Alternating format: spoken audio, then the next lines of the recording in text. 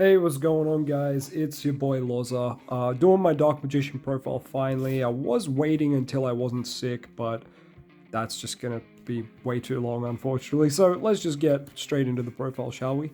Dark Magician, you gotta play it, obviously. We're only playing 2 because it is a very bricky boy. Most people know it's just a way to play 2 now. I'm really glad this is kind of established and no one really questions it anymore. You do love to see it. One of your girl DMG. I've got the one DMG. This artwork's not the best one, but my best one is currently over there in a top loader looking nice on display, so I play this one in my main. I think DMG is just a better brick to play if you're going to play secrets, but yeah, you could also argue mana and shit's cool too. Anyway, Magician Souls. This card is essential in the deck. Everyone knows this. This card lets you get the bricks out of your deck and lets you get extra draws, like sensational card, great extender. I wish we had more things to extend into. Konami hate us or some shit. Maybe we'll get more extender stuff later, or like more relevant links and boss monsters later. I'm hoping for like a Dingarusu styled like XYZ that comes off like a Dark Magician or something, but probably never will happen. 3 rod. You know the drill. It's Dark Magician. It's very, very standard core stuff. Searches our deck. You've got to play it. Here is our 2 techs. We've got the 1 Apprentice and the 1 Timaeus. The reason these are at 1 is because they're highly, highly searchable. You only search them when we need them, and here's one of the ways we can search them. We've got Illusion of Chaos. Illusion of Chaos lets us search our entire deck. Every monster you have on the field here can be searched by this guy right here, so you do need to play this bad boy. I can't really get, there it is, you can see the shine on him there, he's a pretty boy. Very pretty card, but we only play 2. Some people play 3, I think you only need to play 3 if you're playing like Allure of Darkness, or maybe a more ritual based build, but even then I just don't think you need to, because you've got the 3 Preparation of Rites. And if you've watched my ratio videos, you'll know why I am so about 3 prep and 2 Illusion of Chaos.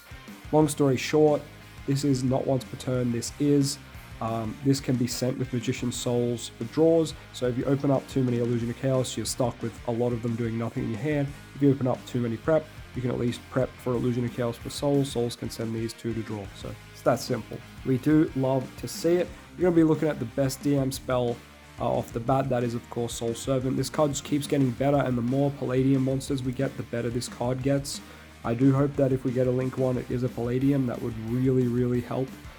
Just to get some free draws going on. The next 2 cards we're going to look at are 2 copies of Dark Magical Circle. This card is essential to the deck's strategy, though it is quite a bricky and useless card on its own. A lot of DM cards suffer from that same problem where they can't do anything without everything else in the deck helping them. It's quite grim. Secret's another card that suffers from that problem, but it is a fusion/ritual spell, so it's kind of understandable. This card can give us OTKs though, and some cute little interactions.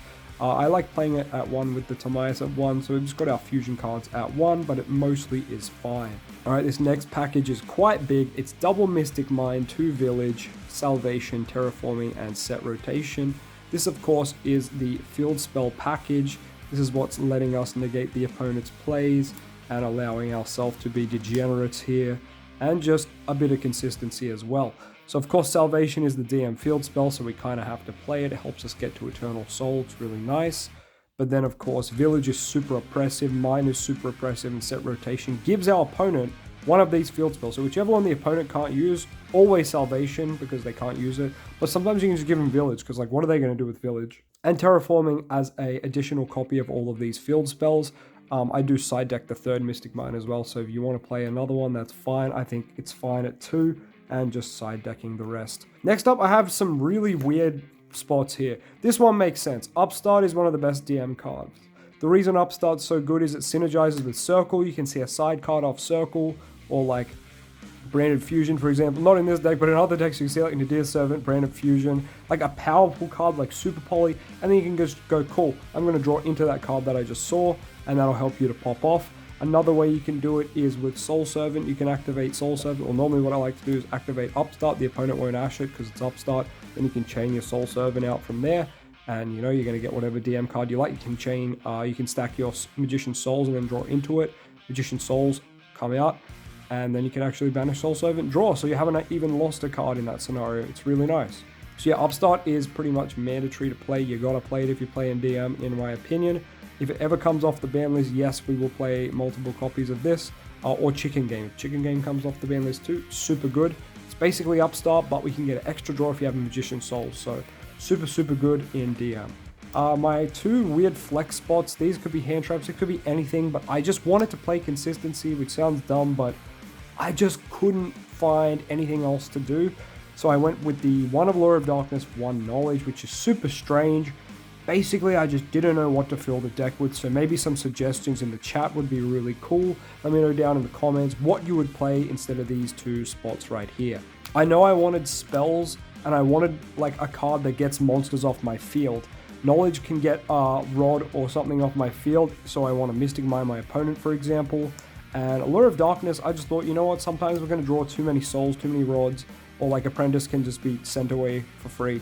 Or Illusion of Chaos, I might have both, and I really don't need both. So I just thought, you know what, 1 Allure, 1 Knowledge. Knowledge is once per turn, which is the main reason I just played 1, like you could argue to play 2. But yeah, I just wanted, like, the scenario where I open all 3 of these, I wanted to be able to use all 3 and be chill in turn 1. Sounds dumb, but that's the kind of approach I had. Anytime I saw one of the draw spells, it was fine, I just played them. Don't forget that you can use your Allure and your Knowledge once again with your Soul Servant and your Circle to draw right into that piece you need. So super good little interactions there. So yeah, draw cards in DM aren't bad at all. Alright, we're getting on into the traps. We've got Metaverse up first. This kind of goes along with the Mystic Mine package we got going on here with all the field spells. Metaverse is just super good, right? That's why it's a 1, because it promotes such toxic gameplay with Mystic Mine. But you know what? We gotta abuse that. We gotta abuse that here today. So yeah, we're doing it. We're abusing it. Next, we've got some Floodgates. We've got the double Skill Drain. Skill Drain is just an absolute menace. Like, if people can't deal with Skill Drain, they're crying. They're losing the game. You'll love to see it. I'd have a third, and that's probably what would replace one of these two, but I literally just don't own a third yet. It's a bit unfortunate. Someone hit me up with a third copy, please.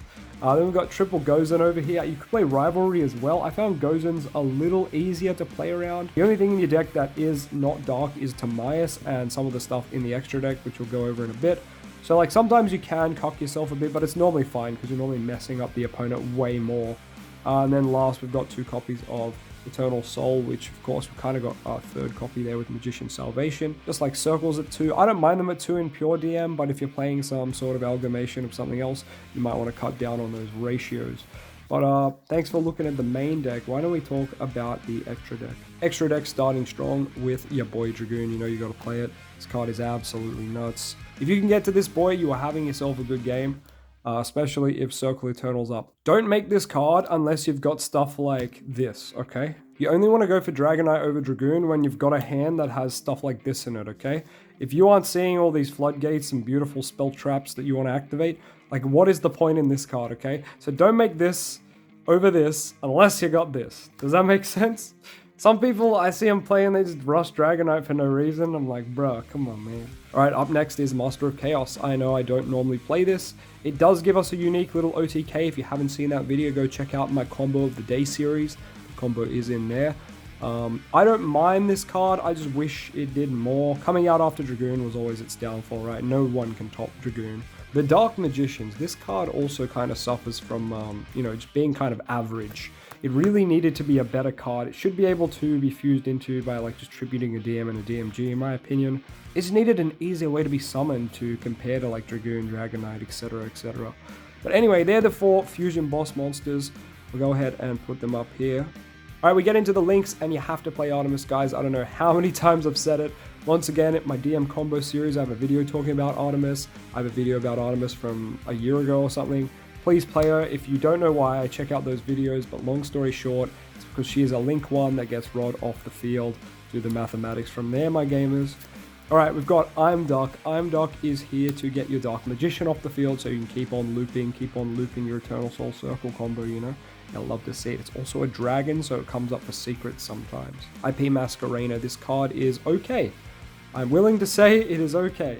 It helps you go into your Unicorn and make some plays off turn. I do just find myself making Artemis turn 1 instead of IP a lot of the time because obviously I just want to recycle Rod more than I want to, you know, get rid of an opponent's card. Might sound dumb, but I feel like the consistency of getting Rod back is more important. Maybe not, depends on the scenario, but yeah, you get what I'm saying. Relinquish Anima is up next. This card is super good with Magician Souls because it means you're turning Magician Souls going second into an interruption. And that's like a 1-card interruption because you summon your souls, your opponent might respond to that. If they don't, cool, you get your souls out. You can try and get draws, they might respond to that, cool. Then you go on Anima, try take something. If they don't respond to that, like they're just losing cards at that point. So super good for going second, just making, you know, Magician Souls a little more relevant going second, because this deck can really struggle with going second and breaking boards sometimes. So being able to kind of bait your opponent with this is great. All right, next is Beat Cop. She's in part of the DM combo series as well. I'm pretty sure you guys know what she does, but you pretty much just want to loop Mystic Mine on your opponent most of the time, and she helps you do that by tributing herself and protecting either Mystic Mine or Eternal Soul. It's real nice. Next, we've got the standard 3. This is Dark, Selene, Access Code. These are a staple 3 in DM in my opinion. This disrupts any DPE package or just any Dark deck, which is most decks have Dark cards. So you can normally just steal a Dark from their graveyard, like Link Haribo for example. Great. Then you can link that into Selene. Great. Then you can go into Access Code. Bang. Kill your opponent or wipe their board. You know, you love to see it. You love to see it.